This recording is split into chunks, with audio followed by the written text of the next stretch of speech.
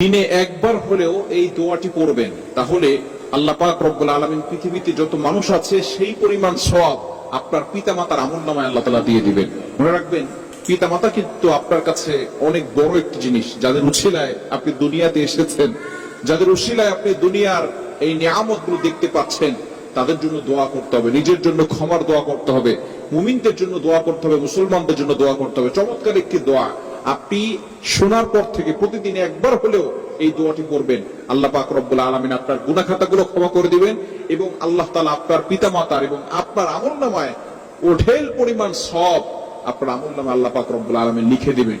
বিশেষ করে আমরা কিন্তু পিতামাতার খেদমত করতে জানি না, পিতামাতার সাথে ভালো ব্যবহার করতে জানি না। পিতামাতার সাথে ভালো ব্যবহার করতে হবে, তাদের জন্য দোয়া করতে হবে, তাদের জন্য দোয়া করতে হবে। এই দোয়া আল্লাহ তাআলা পবিত্র কোরআনুল কারীমের ভিতরে নিজেই কোট করে দিয়েছেন যে সন্তান পিতামাতার জন্য কিভাবে দোয়া করবে।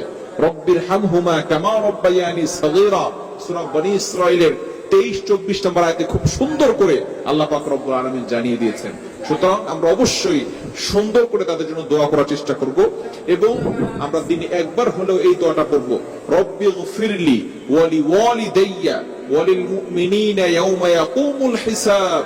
রব্বিগফিরলি ওয়া লিওয়ালিদাইয়া ওয়া লিল মুমিনিনা ইয়াওমা ইয়াকুমুল হিসাব। আপনি আল্লাহর কাছে ক্ষমা প্রার্থনা করছেন,